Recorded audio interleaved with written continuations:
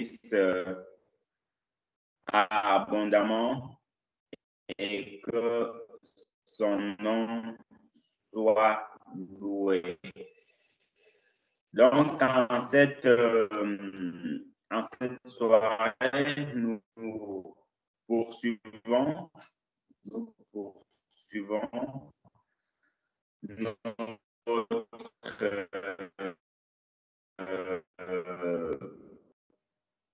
grand thème, à savoir les enfants, les femmes et les hommes de distinction.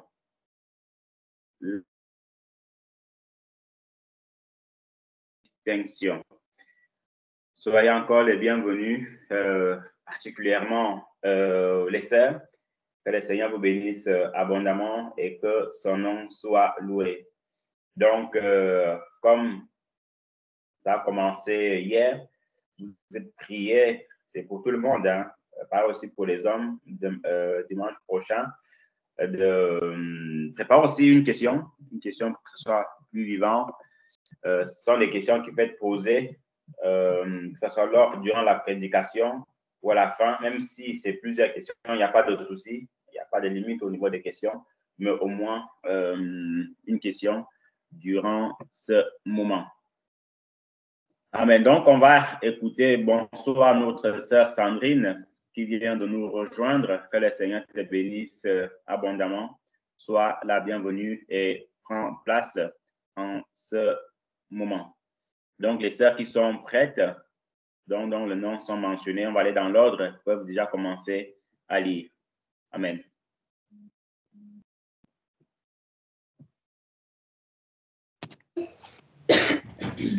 Amen, je vais lire. Exode 4 à partir du verset 20. Moïse prit sa femme et ses fils, les fit monter sur des ânes et retourna dans le pays d'Égypte. Il prit dans sa main la verge de Dieu. L'Éternel dit à Moïse, en partant pour retourner en Égypte, vois tous les prodiges que je mets en ta main. Tu les feras devant Pharaon, et moi, j'endurcirai son cœur, et il ne laissera point aller le peuple. Tu diras à Pharaon, ainsi parle l'Éternel, Israël est mon fils, mon premier-né.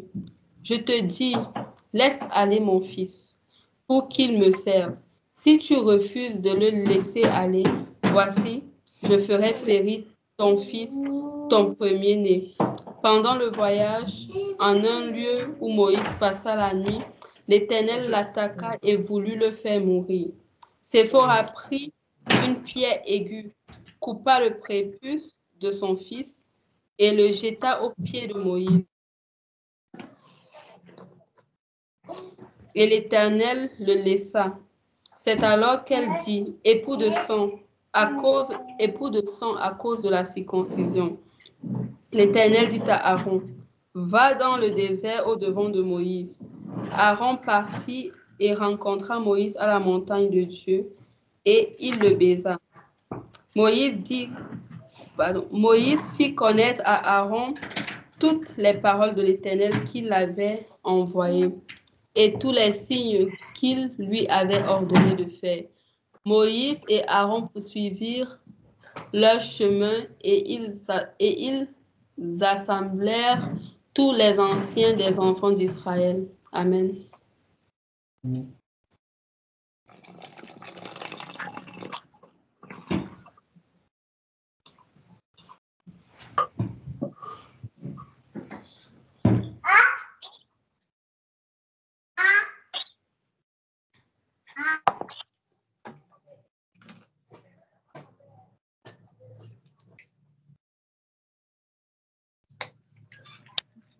Amen. Je vais poursuivre par Luc 1, du verset 22 au verset 30. Mais quand il sortit, il ne put pas leur parler. Et les gens comprirent qu'il avait eu une vision dans le sanctuaire. Il leur faisait des signes et restait muet. Quand Zacharie eut achevé la période où il devait servir dans le temple, il retourna chez lui. Quelque temps après, Élisabeth, sa femme, devint enceinte et elle se tint cachée pendant 7 mois. Elle se disait, voilà ce que le Seigneur a fait pour moi. Il a bien voulu me délivrer maintenant de ce qui causait ma honte devant tout le monde. Le 6e mois, Dieu envoya l'ange Gabriel dans une ville de Galilée, Nazareth, chez une jeune fille fiancée à un homme appelé Joseph. Celui-ci était un descendant du roi David. Le nom de la jeune fille était Marie. L'ange entra chez elle et lui dit, « Réjouis-toi, le Seigneur t'a accordé une grande faveur, il est avec toi. » Marie fut très troublée par ces mots. Elle se demandait ce que pouvait signifier cette salutation. L'ange lui dit alors, n'aie pas peur, Marie, car tu as la faveur de Dieu. Bientôt tu seras, car tu as la faveur de Dieu. Amen. Amen. Nous poursuivons.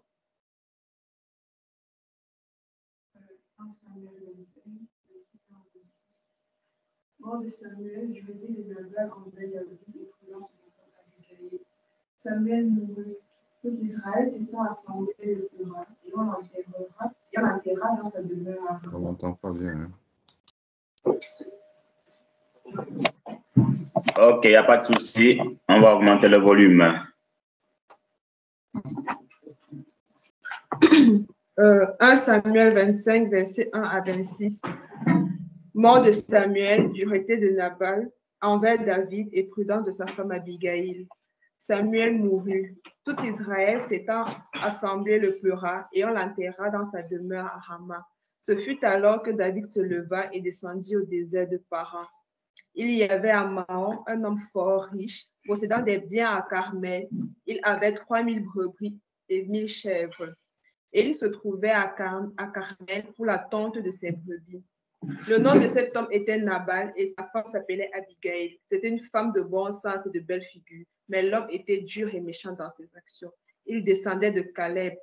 David apprit au désert que Nabal tondait ses brebis. Il envoya vers lui 10 jeunes gens, auxquels il dit, « Montez à Carmel et allez auprès de Nabal. Vous le saluerez en mon nom et vous lui parlerez ainsi, pour la vie soit en paix, et que la paix soit avec ta maison et tout ce qui t'appartient. Et maintenant, j'ai appris que tu as les tondeurs. Or, tes bergers ont été avec nous. Nous ne leur avons fait aucun outrage et rien ne leur a été enlevé pendant tout le temps qu'ils étaient à Carmel. Demande-le à tes serviteurs et ils te le diront. Que ces jeunes gens trouvent donc grâce à tes yeux, puisque nous venons dans un jour de joie. Donne-nous donc, je te prie, à tes serviteurs et à ton fils David, ce qui se trouvera sous ta main. Lorsque les gens de David furent arrivés, ils répétèrent à Nabal toutes ces paroles au nom de David, puis ils se turent. Nabal répondit aux serviteurs de David, qui est David et qui est le fils d'Isaïe? Il y a aujourd'hui beaucoup de serviteurs qui s'échappent d'auprès de leur maître. Et je prendrai mon pain, mon eau et mon bétail que j'ai tué pour les tondeurs, et je les donnerai à des gens qui sont je ne sais d'où. Les gens de David rebroussèrent chemin, ils s'en retournèrent et dirent à leur arrivée toutes ces paroles à David. Alors David dit à ces gens, que chacun de vous saigne son épée. Et ils saignirent chacun leur épée. David aussi saignit son épée, et environ 400 hommes montèrent à sa suite.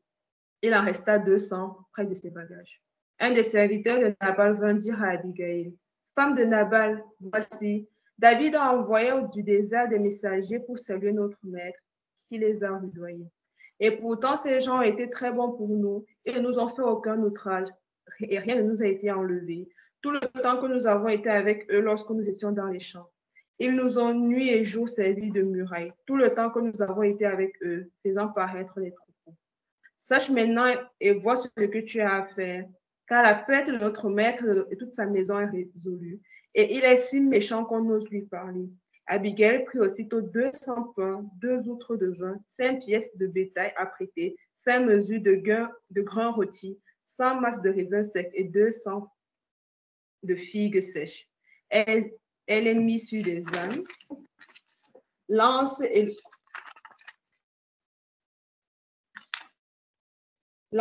le clouait en terre d'un seul coup, pour que je n'aie pas à y revenir.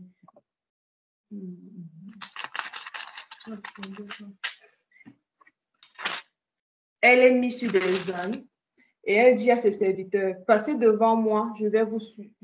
Elle ne dit rien à Nabal, son mari. Montée sur un âne, elle descendit la montagne par un chemin couvert. Et voici, David et ses gens descendaient en face d'elle, en sorte qu'elle les rencontra. David avait dit, c'est bien en vain que j'ai gardé tout ce que cet homme a dans le désert, et que rien n'a été enlevé de tout ce qu'il possède. Il m'a rendu le mal pour le bien. Que Dieu traite son serviteur David dans toute sa rigueur, si je laisse subsister jusqu'à la lumière du matin, qui que ce soit de tout ce qui appartient à Nabal. Lorsque Abigail aperçut David, elle descendit rapidement de l'âme, tomba sur sa face en présence de David et se prosterna contre terre. Puis, se jetant à ses pieds, elle dit, à moi la faute, mon Seigneur, permets à ta servante de parler à tes oreilles, écoute les paroles de ta servante. Que mon Seigneur ne prenne pas garde à cette méchante homme, à Nabal, car il est comme son nom. Nabal est son nom, et il y a chez lui de la folie. Et moi, ta servante, je n'ai pas vu les gens que mon Seigneur a envoyés. Maintenant, mon Seigneur, aussi vrai que l'Éternel est vivant et que ton nom est vivant, c'est l'Éternel qui t'a empêché de reprendre le sang qui était retenu de ta main. Que tes ennemis, que ceux qui veulent du mal à mon Seigneur soient comme Nabal. Amen. Amen. Nous poursuivons par la dernière sœur, la sœur Joëlle. Amen. 1 Pierre 3, à partir du verset 1er. Vous de même, femmes, soyez soumises à vos maris, afin que si quelques-uns d'entre eux ne croient pas à la parole de Dieu, ils soient gagnés à la foi par votre conduite. Des paroles ne seront même pas nécessaires. Il leur suffira de voir combien votre conduite est pure et respectueuse. Ne cherchez pas à vous rendre belle par des moyens extérieurs, comme la façon d'arranger vos cheveux, les bijoux d'or ou les vêtements élégants. Recherchez plutôt la beauté de l'être intérieur, la parure impérissable d'un esprit doux et paisible, qui est d'une grande valeur aux yeux de Dieu. Telle était la parure des femmes pieuses d'autrefois, qui espéraient en Dieu.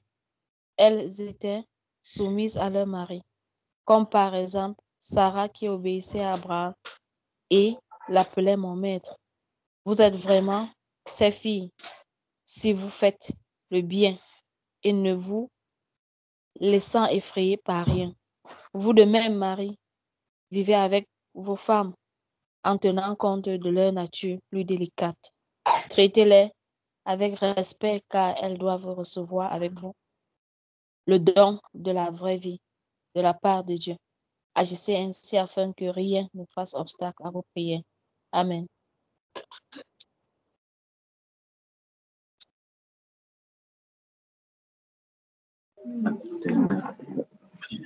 Amen, amen, amen. Que le Seigneur vous bénisse abondamment et que son nom soit loué.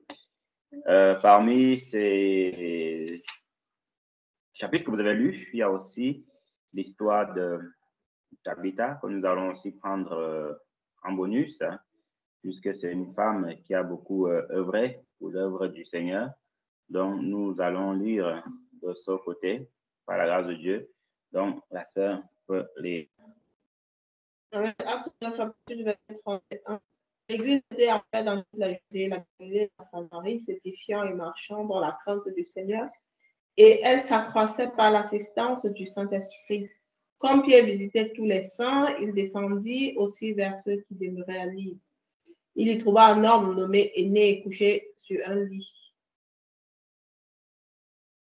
Depuis 8 ans et paralytique. Pierre lui dit, Aîné, Jésus-Christ te guérit, lève-toi et arrange ton lit. Et aussitôt il se leva. Tous les habitants de l'île et du Saron le virent et il se convertit au Seigneur. Il y avait à Joppé parmi les disciples une femme nommée Tabitha, ce qui signifie Dorcas. Elle faisait beaucoup de bonnes œuvres et d'aumônes. Elle tomba malade dans ce temps-là et mourut. Après l'avoir lavée, on la déposa dans une chambre haute. Comme l'île est près de Joppé, les disciples, ayant appris que Pierre s'y trouvait, envoyèrent 2 hommes vers lui pour le prier de venir chez eux sans tarder. Pierre se leva et partit avec ses hommes. Lorsqu'il fut arrivé, on le conduisit dans la chambre haute. Toutes les veuves l'entouraient, en pleurant, elle lui montrait les tuniques et les vêtements que faisait Dorcas pendant qu'elle était avec elle. Pierre fit sortir tout le monde, se mit à genoux et pria, puis se tournant vers le corps, dit, Tabitha, lève-toi. Elle ouvrit les yeux et ayant vu Pierre, elle s'assit. Il lui donna la main, il la fit lever, il appela ensuite les saints et les veuves et la leur présenta vivante. Cela fut connu de tout Joppé et beaucoup crurent au Seigneur. Amen. Amen, amen, amen, amen. Que Dieu soit loué. Merci pour vos lectures. Merci pour tout ce que vous avez fait. Que le Seigneur soit béni. Donc, avant de poursuivre, on va prendre quelques 2 ou 3 interventions. Il y a une question qui va vous être posée. Pour vous, mes sœurs, c'est quoi une femme de distinction? Voilà. Pour vous, mes sœurs, c'est quoi une femme de distinction? C'est vrai que l'action était posée hier, mais c'était pour les enfants. Peut-être vous avez d'autres définitions concernant le mot femme de distinction ou la distinction. Donc, la parole est à vous. Vous pouvez ouvrir le micro directement.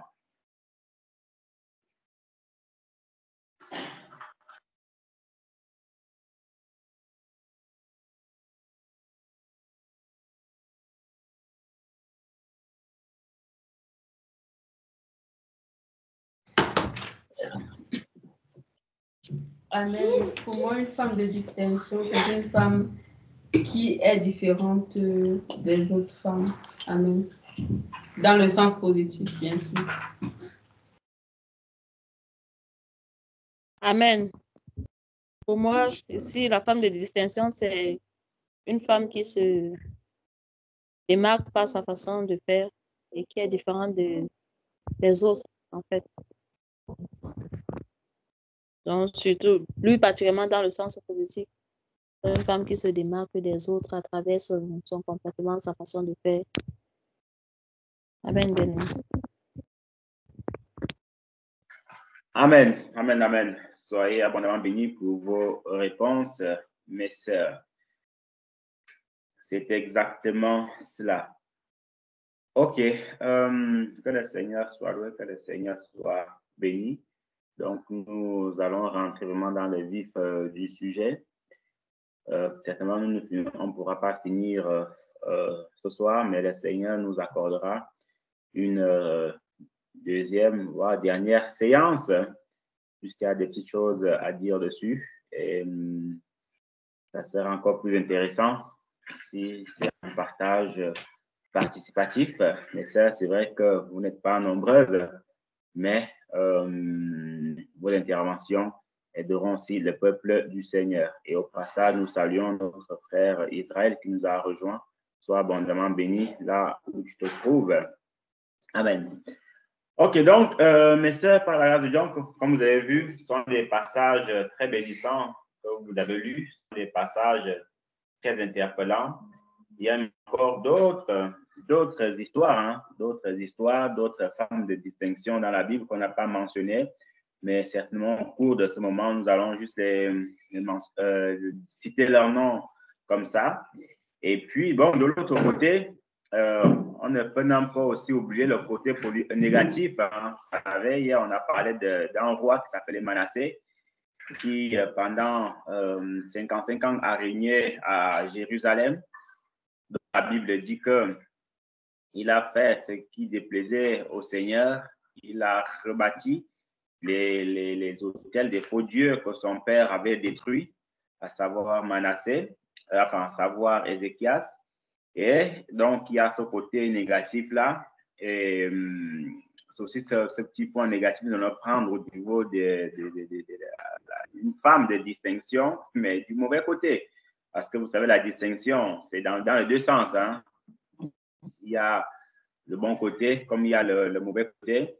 C'est cette femme-là qu'on appelle Jézabel. Hein. Jézabel qui a, par son comportement, par son attitude, par ses actions, elle a semé la pagaille, elle a semé la zizanie, elle a semé le trouble en Israël avec son mari Akab. Et c'est vraiment une femme, hein, tellement elle a fait du mal aux serviteurs de l'Éternel, tellement elle a fait un mauvais travail.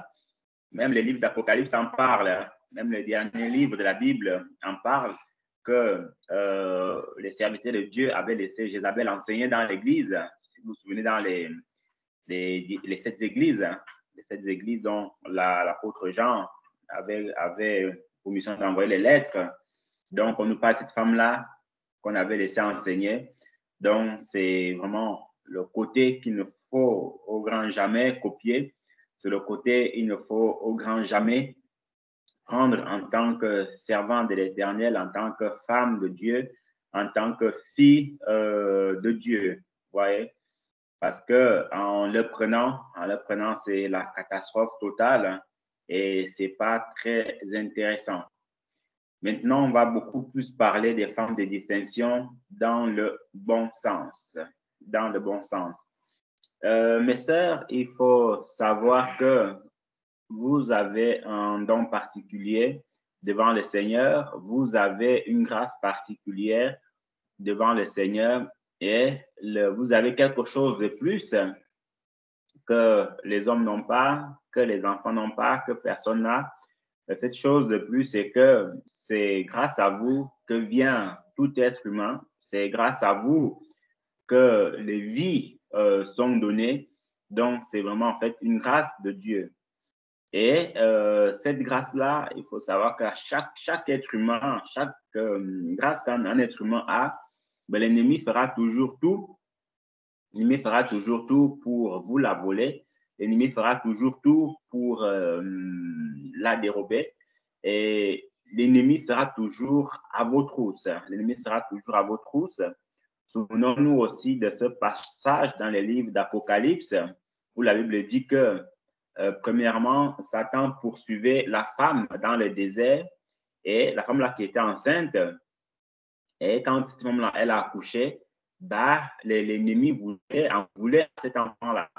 Et l'ennemi est parti faire la guerre aux descendants de cette femme-là. Donc, ce qui veut dire quoi? Ce qui veut dire que l'ennemi ne voudra jamais vous voir heureuse. L'ennemi ne voudra jamais que vous soyez en fait ces femmes-là que le Seigneur attend de vous. Raison pour laquelle il faut redoubler de vigilance. Raison pour laquelle il faut continuer constamment à vous battre. Vous savez, il y a une expression dans le monde qui dit que quand une femme met ses 2 genoux par terre pour prier, le monde des ténèbres tremble. Quand une femme met ses 2 genoux par terre pour intercéder, l'ennemi se dit, ah, elle est encore debout, c'est chaud pour moi. Vous voyez?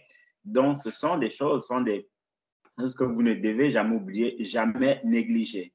Et c'est aussi à cause de cela que l'ennemi envoie, comment dirais-je, beaucoup enfin, pas forcément l'ennemi, mais il y a beaucoup d'occupations qui vous prennent la journée, à savoir, bon, vous savez qu'ils travaillent, les enfants, prendre soin du foyer, toutes ces choses en fait qui vous embrigadent, toutes ces choses en fait qui vous étouffent pour ne pas vraiment rester attaché au Seigneur, pour ne pas vraiment rester accroché dans l'œuvre du Seigneur. Vous voyez, donc, ce sont des choses, il faut faire vraiment la part des choses avec tout cela. Ce qui veut dire quoi? Ce qui veut dire que en faisant la part des choses, en mettant à part ce que vous devez faire, vous devez toujours trouver du temps pour prier, vous devez toujours trouver du temps pour méditer, toujours trouver du temps pour enseigner les enfants, ainsi de suite, ainsi de suite. Puisque, comme on le disait hier, plus on médite la parole du Seigneur et plus on est accroché au Seigneur, plus en fait on est en contact avec lui. Maintenant, le côté inverse aussi va avec. Si on s'éloigne de la parole du Seigneur, si on s'éloigne de la méditation, ce n'est pas bon ni pour vous, ni pour votre foyer. Vous voyez un peu? Maintenant, en étudiant un tout petit peu ce qui a été lu, ce qui a été vu, on voit différentes femmes qui ont posé des actes, différentes femmes qui ont fait des choses, qui ont sauvé leur mari. Vous voyez? On voit le cas de Séphora. Qui était Séphora? Séphora était cette femme-là égyptienne. Hein? Cette femme-là égyptienne n'était pas hébreu, que Moïse éthiopienne, pardon, que Moïse a pris. Premièrement, Marie et Aaron et beaucoup d'Hébreux n'étaient pas d'accord avec cette décision-là. Mais le Seigneur savait pourquoi il avait agi ainsi. Et cette femme-là qui a sauvé, il faut le dire ainsi, qui a sauvé la vie à Moïse. Qu'est-ce qui s'est passé? En Israël, il y avait une loi qui était prescrite que dès qu'un enfant naît, un garçon, un enfant mâle naît, vous voyez, le 8e jour, on devait les circoncire. Le 8e jour, il fallait appliquer la loi. Mais voici que Moïse, pris par diverses occupations, pris par beaucoup d'autres choses, des occupations, ainsi de suite, ainsi de suite, il l'avait oublié. Il l'avait oublié. Beaucoup peuvent se dire, mais le grand Moïse, comment est-ce que tu peux oublier une telle chose? Mais le grand Moïse, qu'est-ce qui s'est passé? Frère, l'erreur est humaine, l'oubli est humain. Vous voyez? Ce n'est pas Moïse, ce n'est pas le grand Moïse qu'on va dire ici que non, il a fait exprès, qu'il le savait, mais qu'il n'a pas fait. Non. C'est lui certainement avec tout le travail qu'il avait, il avait oublié. Vous voyez? À côté de cela, pendant qu'il dormait, le Seigneur a voulu le frapper. Et c'est cette femme-là, Séphora, qui s'est levée pour prendre cette décision-là de circoncire l'enfant. Vous voyez? Et quand elle a circoncis l'enfant, elle a fait, c'était aussi une marque d'alliance entre lui et entre elle et Moïse. Raison pour laquelle à la fin, elle a dit, tu es pour moi un époux de sang.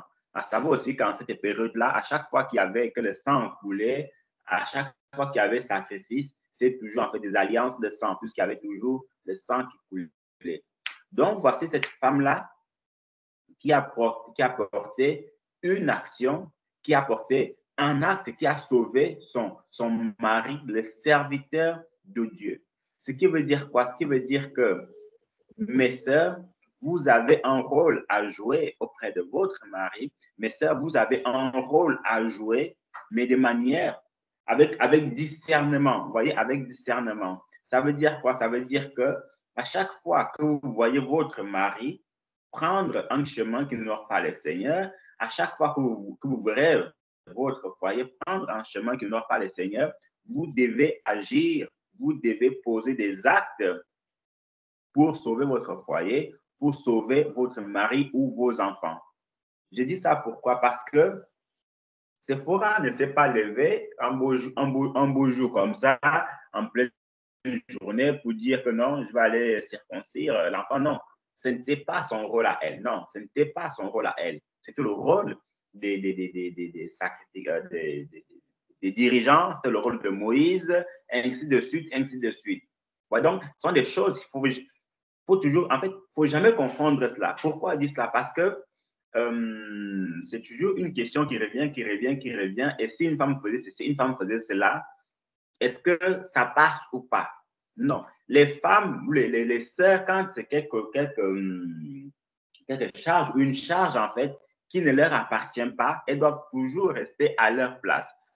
Maintenant, quand il est question d'une urgence, vous voyez, quand il est question d'une urgence, quand il est question de vie et de mort, alors, ma sœur, que ça soit pour vous, que ça soit, comment dirais-je, que ça soit votre rôle de faire ou de ne pas faire, vous devez agir.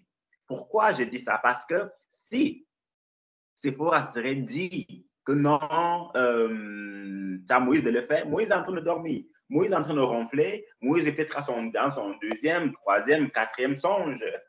Attendre Moïse ou réveiller Moïse, certainement le Seigneur l'aurait déjà frappé. Vous voyez un peu? Donc, j'attire vraiment, j'aimerais que vous écoutez vraiment ce que le Seigneur est en train de dire. Qu'il y a des moments où vous devez agir quand il s'agit de questions de vie ou de mort. Je prends encore un exemple. Quand votre enfant est entre la vie et la mort, ou même une autre chose, vous voyez, vous devez agir, vous devez poser des actes pour sauver votre foyer. On va encore prendre cet exemple-là avec Abigail. Qui était Abigail? Abigail était mariée à un homme, si on peut le dire, avec une situation aisée. Abigail était mariée avec un homme qui avait ce qu'il fallait. Il vivait bien, il mangeait bien. En gros, tout se passait très bien. Il ne manquait de rien.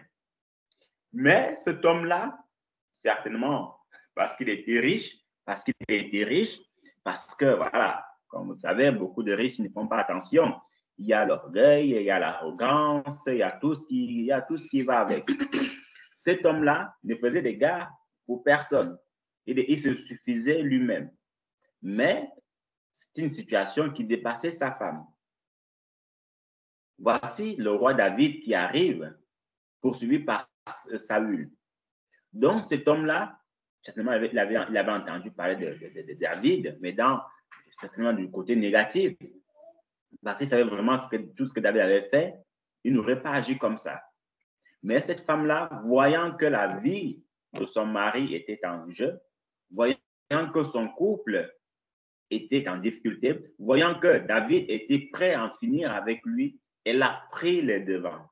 Vous voyez? Donc, en fait, on voit toujours par là des situations d'urgence que les femmes agissent quand ce sont des tâches qui ne leur sont pas en fait données. Donc, ce sont des questions urgentes. Là, David était prêt à en découdre avec cet homme-là. David était prêt à envoyer ses soldats parce qu'il était quand même armé. Déjà, lui-même était un grand soldat. C'est un homme de guerre. Et vous savez, les hommes de guerre, quand on les envoie quelque part pour éliminer, on ne cherche pas trop à réfléchir. On obéit aux ordres, ainsi de suite, ainsi de suite. Mais Abigail va prendre les devants. Abigail va aller voir David pour dire à David que, David, où tu vois là, hein? Déjà, Nabal, déjà son nom a une mauvaise signification. Donc, ne t'étonne pas. C'est comme ça qu'il est. Mais je te prie, voici quelques présents que je t'apporte. Prends-les avec toi et épargne sa vie. Vous voyez? Donc, voici comment cette femme-là, elle a sauvé la vie de son mari, même si plus tard, cet homme-là, en fait, il est mort, je l'ai dit, d'un AVC. Le premier homme a mouru d'un AVC, arrêt cardiaque. Vous voyez? Donc, ici, ma sœur, tu dois être cette femme-là qui observe beaucoup de choses, cette femme-là qui interprète beaucoup de choses et qui agit avec discernement. Vous voyez?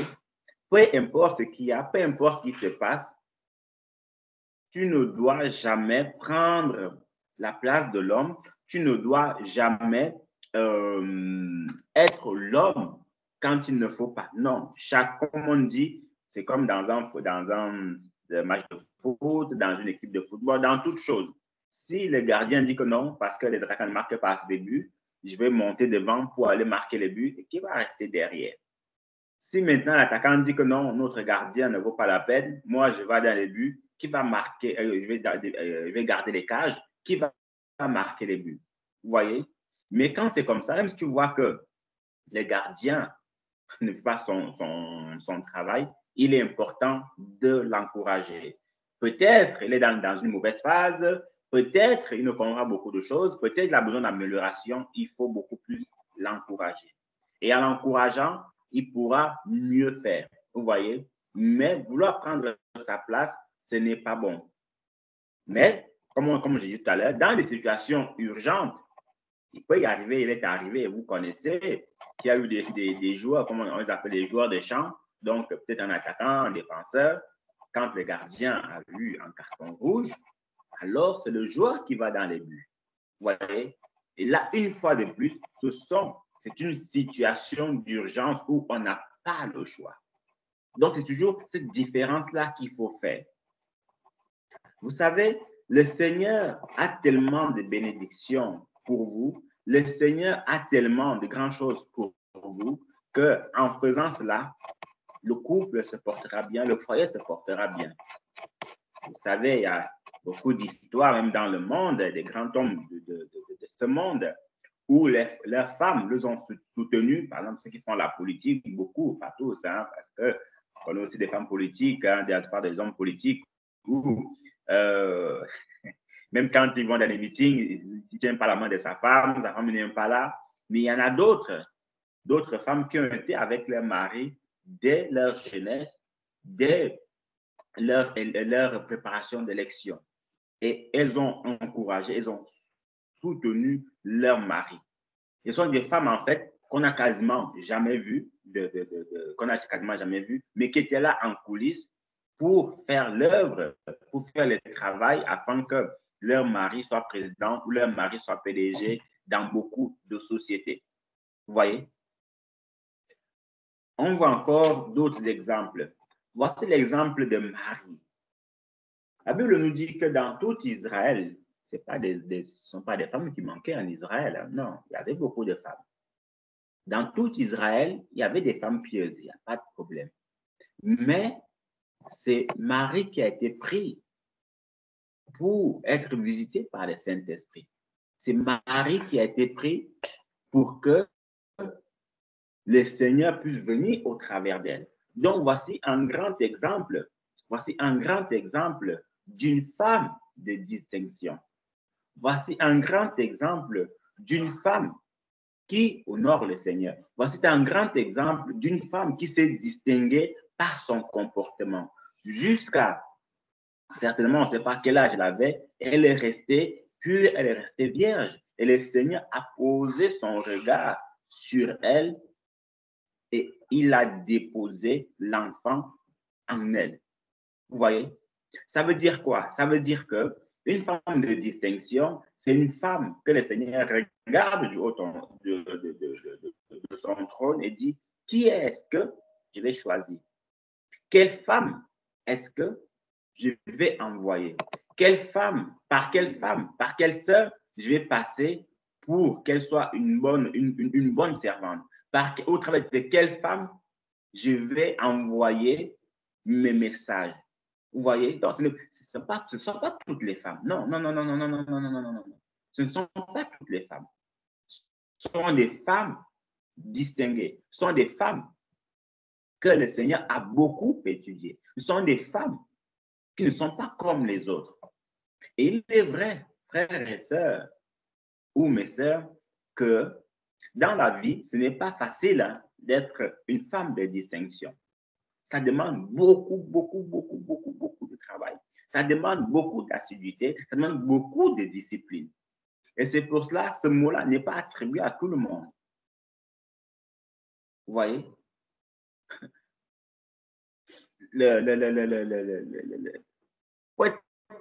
Pour garder le statut de premier de la classe, ce n'est pas évident. On peut être premier de la classe une fois, mais la deuxième fois ne garantit pas. Mais un élève qui est premier de la classe le premier trimestre, le deuxième trimestre, le troisième trimestre, voici un élève de distinction. Voici un élève qui est mis à part parmi tant d'autres. Vous voyez? Donc, il faut garder, comme on dit, il faut garder ce flambeau-là continuellement allumé. Il faut garder cette lampe-là continuellement allumée. Ce n'est pas que, bon, aujourd'hui, pendant 2 mois, je vais être une femme de distinction, pendant un an, non. C'est de manière constante. Mais attention, ça peut arriver pour une raison X ou Y, de fauter, de tomber, de trébucher. Ça arrive à tout le monde. Ce n'est pas ça le problème. Mais la finalité dans cela, c'est garder le flambeau allumé en tant que femme de distinction. Il faut que quand on vous voit, on se dise que celle-ci, cette femme-ci, elle a quelque chose de différent par rapport aux autres. Il faut quand on vous voit, il faut qu'on se dise non, la sœur-ci, elle est inspirante. Il faut quand on vous voit, qu'on se dise que non, la sœur-ci, si, elle est mon modèle, s'il faut le dire. Oui, ce n'est pas un péché d'avoir une sœur pour modèle, au contraire. L'apôtre Paul qui était homme, il a dit que soyez mes imitateurs comme je le suis de Christ. Mais il y a une différence entre avoir avoir une sœur pour modèle et être idolâtre d'une sœur ou être fan d'une sœur. Non, le fanatisme n'est pas bon. Le fanatisme, ça devient de l'idolâtrie. Et c'est ça qu'il faut éviter. Mais copier les actes d'une sœur pour être meilleur, il n'y a pas de souci par rapport à cela. Donc, ma sœur, la question qu'il faut se poser, c'est que est-ce que je suis un modèle dans la maison du Seigneur? Est-ce que je suis un modèle dans l'œuvre de Dieu? Vous savez, on a lu tout à l'heure Tabitha, l'histoire de Tabitha. Une histoire toujours, à chaque fois qu'on la lit, elle est toujours bénissante, elle est toujours intéressante. La Bible nous dit que c'était une femme qui faisait beaucoup de bien, qui s'occupait de la tenue vestimentaire des apôtres. Ma sœur, la question que j'aimerais te poser aujourd'hui, peut-être c'est en cours de réflexion, ainsi de suite, ainsi de suite, mais si le Seigneur vient à venir de nos jours, qu'as-tu fait pour le Seigneur? Qu'as-tu fait pour l'œuvre du Seigneur? Qu'est-ce que tu as fait? Que si le Seigneur vient à venir aujourd'hui, ou si tu n'es plus de ce monde aujourd'hui, voyez, qu'est-ce que les gens vont retenir de toi? Quel héritage auras-tu laissé ou as-tu laissé pour la génération future? C'est ça, en fait, la question. Vous savez, si aujourd'hui on est béni par la Bible, parce qu'il y a eu des gens qui ont laissé de leur sang, l'apôtre Jean, une histoire très, très triste. C'est le seul qui est mort, qui n'est pas mort en martyr. Et même, elle a failli mourir en martyr, puisque l'histoire raconte que s'il se retrouve dans l'île de Patmos, en fait, c'est en Grèce, c'est une île en Grèce. Qu'est-ce qui s'est passé? Parce qu'il fuyait les persécutions. On a pris l'apôtre Jean, l'apôtre de l'amour, l'apôtre le plus doux, on l'a mis dans une marmite d'huile. Il a fui cette persécution. Il s'est retrouvé à l'île de Patmos et puis en pleine nuit, il reçoit en fait le songe du livre d'Apocalypse. L'apôtre Paul, un grand apôtre, il est mort en martyr. L'apôtre Paul, il a tellement dit que non, je ne mérite pas de mourir comme le Seigneur. Vous devez me prendre la tête en bas. Pardon, l'apôtre Pierre. Vous devez me prendre la tête en bas parce que je ne suis pas digne de mourir comme mon Seigneur. Donc, il n'était pas digne de mourir au même temps que le Seigneur. Donc, il a préféré la tête en bas. Déjà clouer quelqu'un, crucifier quelqu'un, ce n'est pas évident. Pire encore, la tête en bas, donc tout le sang va vers le bas. Et aujourd'hui, on a les épîtres de l'apôtre Pierre qu'on a lu. Aujourd'hui, on a tous ces enseignements de l'apôtre Pierre. Pareil, l'apôtre Paul, quand il a reçu l'évangile du Seigneur, quand le Seigneur l'a touché, il s'est consacré corps et âme pour faire l'œuvre de Dieu. Corps et âme pour faire l'œuvre de Dieu. Et aujourd'hui, on a les enseignements de l'apôtre Paul. Donc, ma sœur, une fois de plus, pose-toi toujours cette question-là. Qu'as-tu fait pour le Seigneur? Qu'est-ce que les gens vont retenir de toi? Vous savez, hein,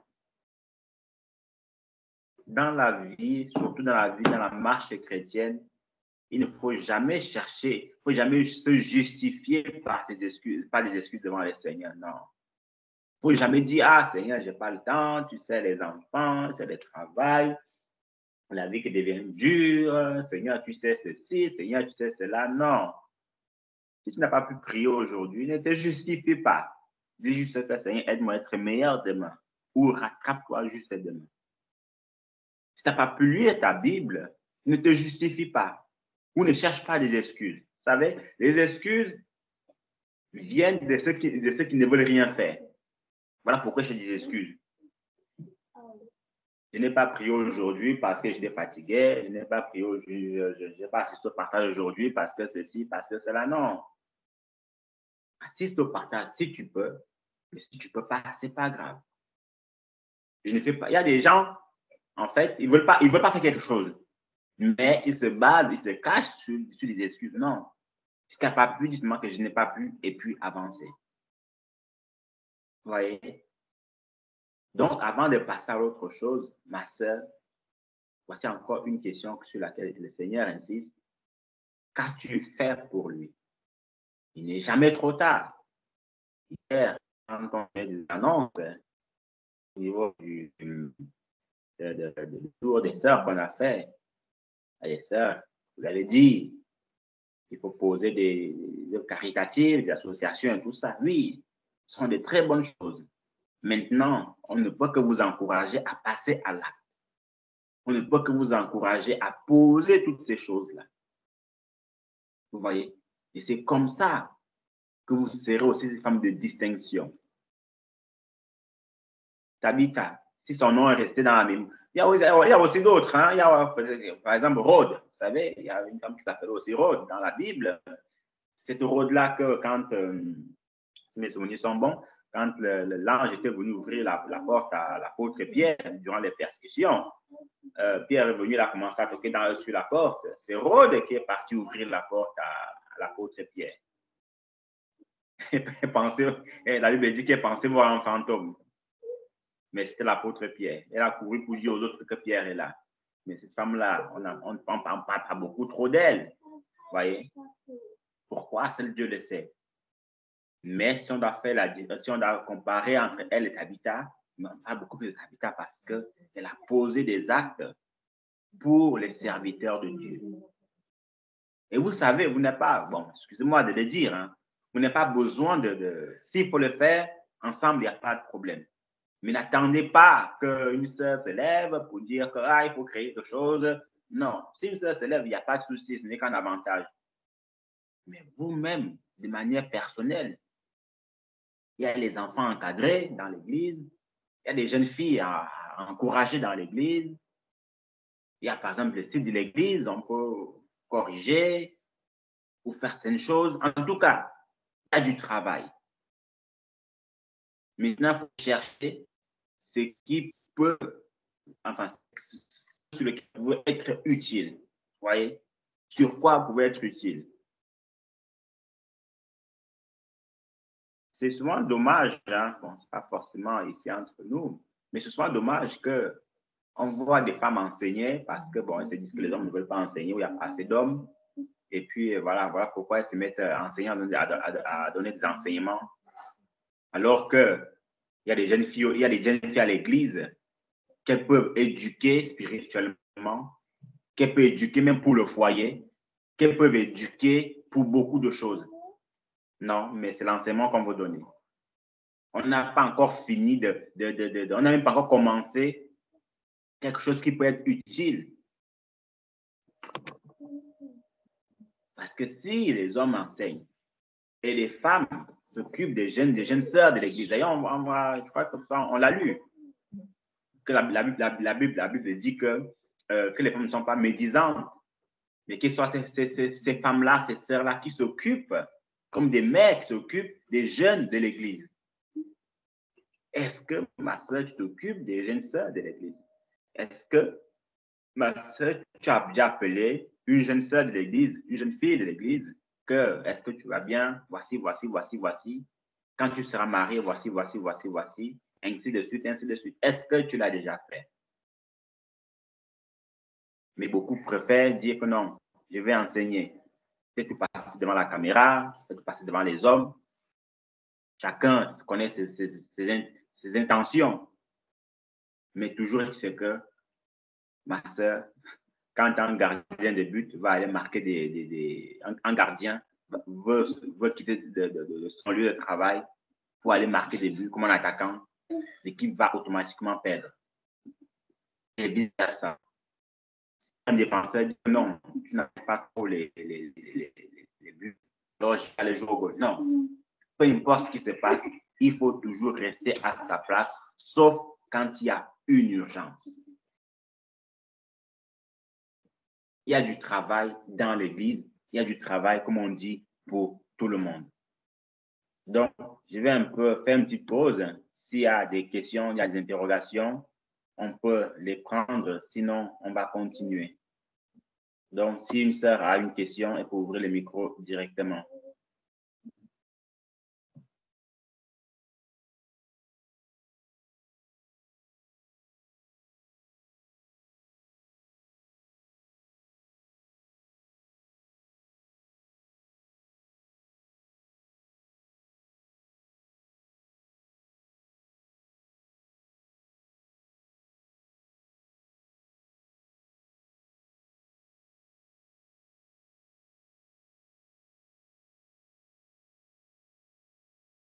Amen. nous ne voyons pas d'intervention ou de questions, nous allons donc poursuivre. Donc, ma sœur, dans ton travail, dans ta position de sœur, il faut aussi être cette femme-là, premièrement, qui est là pour accompagner son mari dans l'œuvre. Dans l'œuvre du Seigneur. Je m'explique. Ma sœur, nous sommes là, connectés. Est-ce que pries-tu pour ton mari? Est-ce que tu pries pour ton mari? Ma sœur, que ton mari est, on va dire, écrivain, est-ce que tu as au moins lu un livre qu'il a écrit? Est-ce que tu connais au moins un titre de son livre? Telle est la question. Ou même, ma sœur, tu es à l'église, il y a des livres qui sont écrits. Est-ce que tu as au moins lu ces livres-là? Ou même il y a des brochures de l'église. Est-ce que tu es au courant de cela? Ou, ma sœur, il y a des nouveautés à l'église. Est-ce que tu es au courant de cela? Est-ce qu'il y a une sœur, peut-être le Seigneur a fait la grâce de chanter. Est-ce que tu as au moins écouté une louange de cette sœur-là? Telle est la question. Ou est-ce que tu te dis non, je n'ai pas beaucoup de temps pour lire, je n'ai pas beaucoup de temps pour écouter ces louanges? Non. Est-ce que tu es au courant de cela? Vous savez, mes sœurs, il faut toujours se faire violence pour les choses du Seigneur. Il faut toujours se faire violence pour être à jour pour les choses du Seigneur. On ne dit pas forcément être là 24 heures sur 24, non. On dit juste que, en tant que femme de distinction, il faut toujours faire la part des choses. Il faut toujours être cette sœur-là qui est au courant de beaucoup de choses qui se passent dans l'Église. On ne dit pas que si le Seigneur a fait la grâce en train d'écrire un livre, on n'est pas en train de dire que tu es cette sœur en fait qui a lu tous ces livres-là. Non, si tu l'as fait, il n'y a pas de problème du tout. Au contraire, c'est un grand avantage. Mais au moins, est-ce que tu sais au moins de quoi parlent ces livres-là? Telle est la question. Est-ce que tu sais au moins quel est le titre de la chanson qu'une sœur que le Seigneur a bénie dans l'Église?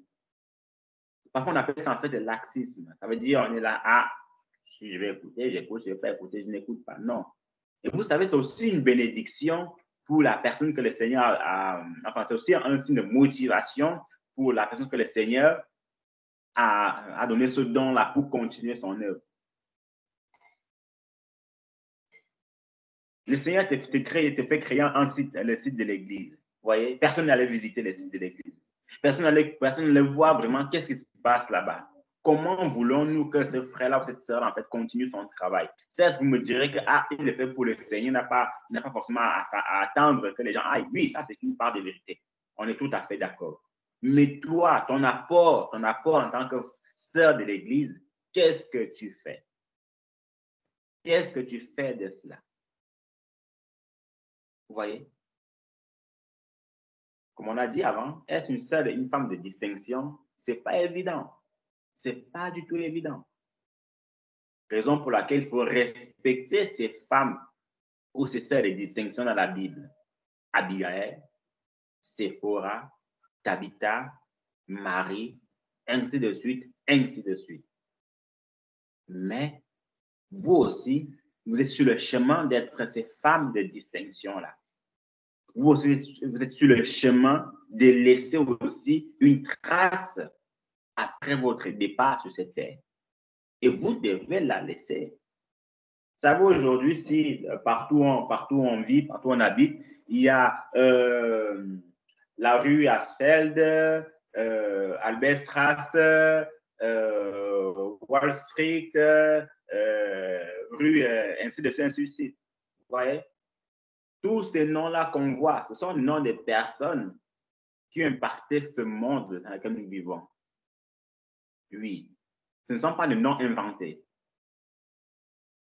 Même Même si on est dans un pays étranger, notre nom peut être écrit. C'était quand? La semaine dernière, j'ai passé quelque part, j'ai vu un nom Ali Mohamed, pas forcément Mohamed Ali, en tout cas, c'était un nom du Moyen-Orient, vous voyez? Il faut dire un nom musulman, vous voyez? Cet homme-là, c'était un docteur, il est en Allemagne, un docteur dans ce quartier-là. Et son nom est resté gravé. Et son nom, en fait, une rue appartient à son nom. Pourquoi? Parce qu'il a fait du bien pour ce pays, parce qu'il a fait du bien pour les gens de cette nation. Voilà pourquoi son nom est resté. Sans oublier, le frère Prosper connaît certainement ça, pas certainement, mais à 100%, là-bas, en Angleterre, Winston Churchill, beaucoup de rues lui sont attribuées. Pourquoi? C'est parce que c'est un monsieur qui a beaucoup œuvré pour la Deuxième Guerre mondiale. Vous voyez? Et toi, ma sœur, ton nom aussi doit être gravé. Pas que ça question de concurrence, pas question de m'as-tu vu, non. C'est question que tu as fait quelque chose pour le Seigneur. C'est question que tu t'es donné corps et âme pour les choses du Seigneur. Et ce nom doit être gravé que ça, ici sur terre et au ciel. Parce que le nom de l'apôtre Paul, hein, il est resté gravé sur terre, il sera aussi gravé au ciel. Tous les apôtres, sans exception, enfin, sauf Judas, bien évidemment, mais sinon tous les autres. Vous voyez? Donc, ma sœur, la balle est dans ton camp. La prochaine fois, nous aborderons la conclusion avec beaucoup de détails. On expliquera beaucoup de choses au niveau de la conclusion. On verra aussi, comme on l'a lu dans 1 Pierre, chapitre 3, verset 1 au verset 6, quand le Seigneur dit que premièrement, les maris doivent aimer leurs femmes au niveau de la soumission, que les femmes ne doivent pas être médisantes, ainsi de suite. Qu'est-ce que le Seigneur veut nous dire par rapport à cela? Oui. Donc, il y a beaucoup de choses. Mais toujours, c'est que en cette soirée, en cette nuit, en partant, deux questions qu'il faut que tu te poses, c'est que qu'est-ce que j'ai fait pour le Seigneur? Ou qu'est-ce que je dois faire aussi pour le Seigneur?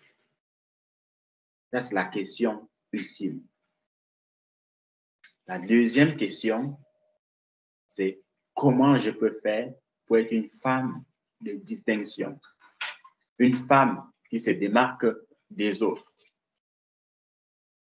Non pas une concurrence, non. Non. Mais parce qu'il y a eu des femmes dans la Bible qui l'ont fait. Vous voyez? Et de deux, terminer, une femme de distinction agit toujours, je parle agit en urgence quand c'est une œuvre qui ne lui appartient pas. On a vu le cas de Séphora. Peut-être une sœur me dira le contraire. Ce n'était pas réservé forcément aux femmes de circoncire les enfants, puisqu'il y avait les anciens qui étaient là. Moïse avait établi 72 anciens qui étaient là. Vous voyez, Moïse lui était là. Ce n'était pas de le faire, ce n'était pas son travail. Mais elle a vu que là, c'est une question de vie, de mort. Il fallait que j'agisse.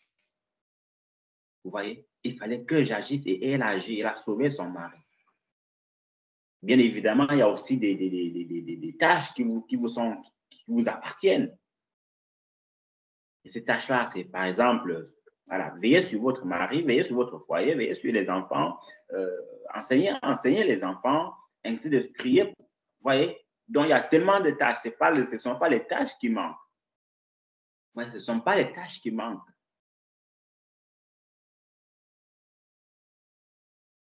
C'est comme, par exemple, un homme. Oui, on va prendre le halo de la famille Franck. Vous avez la parole.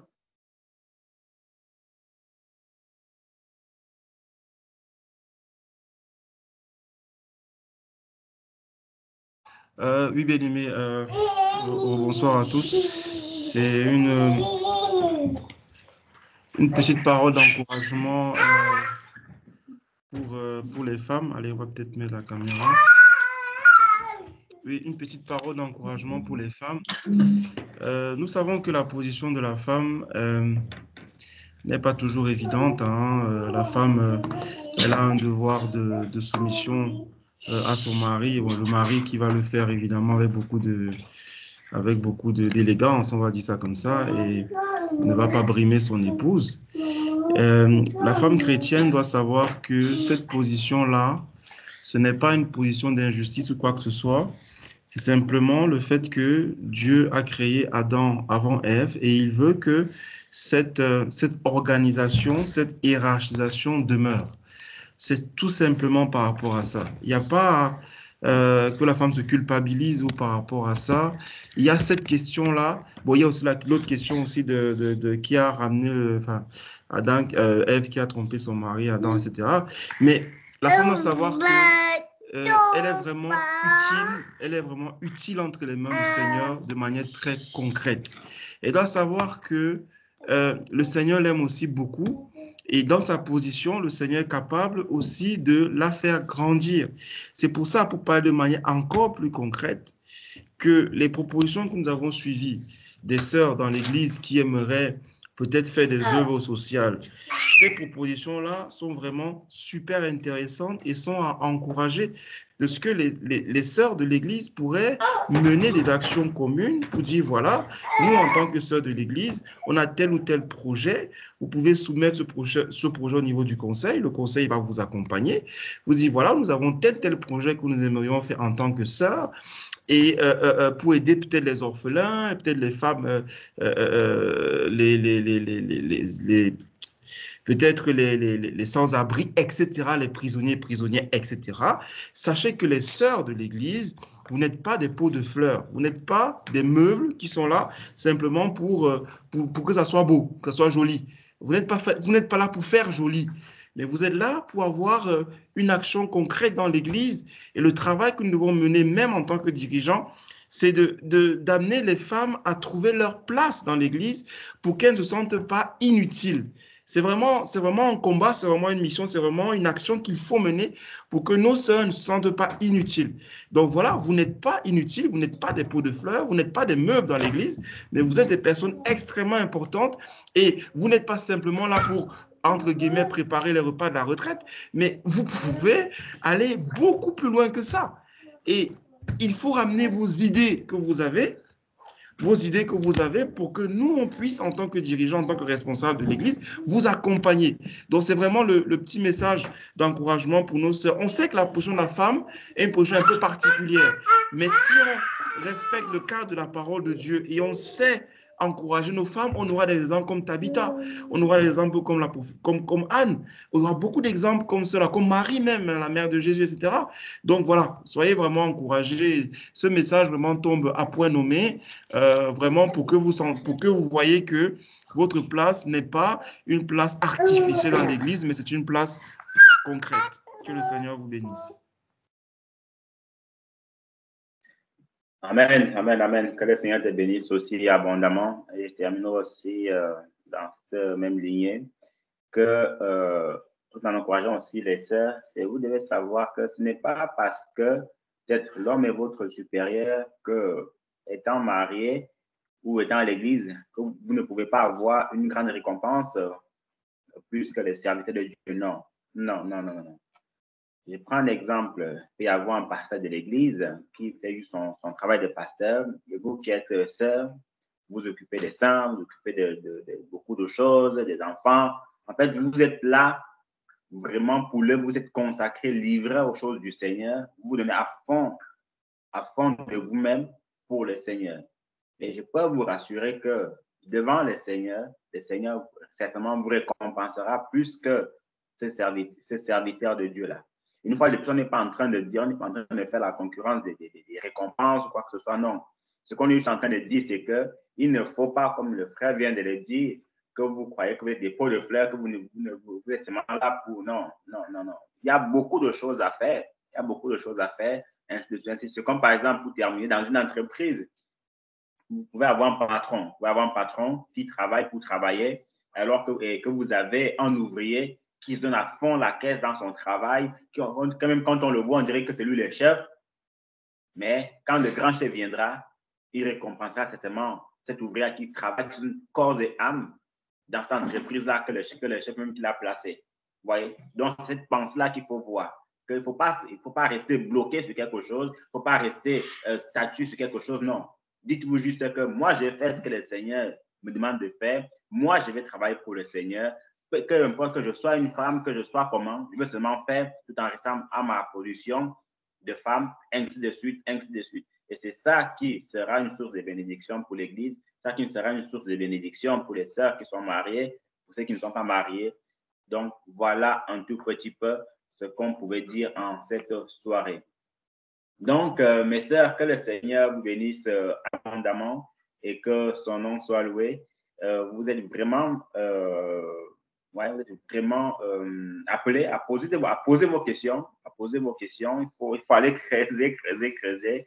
Ce n'est pas que c'est pas une obligation. Non, c'est pas ça. C'est juste pour qu'il y ait un échange pour savoir ce que vous en pensez au fond de votre cœur par rapport à toutes ces choses-là. Voilà.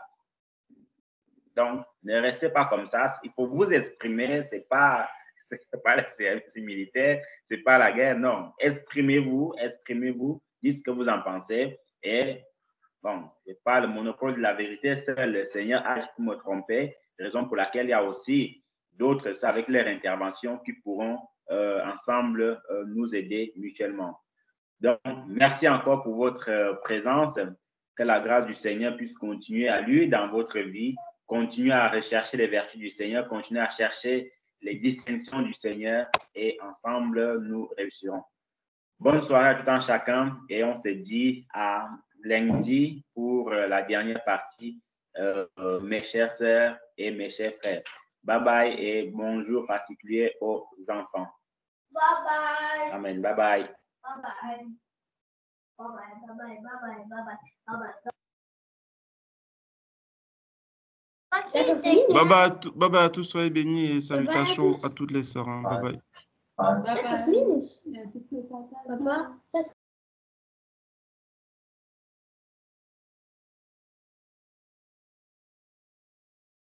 Au revoir, soyez bénis.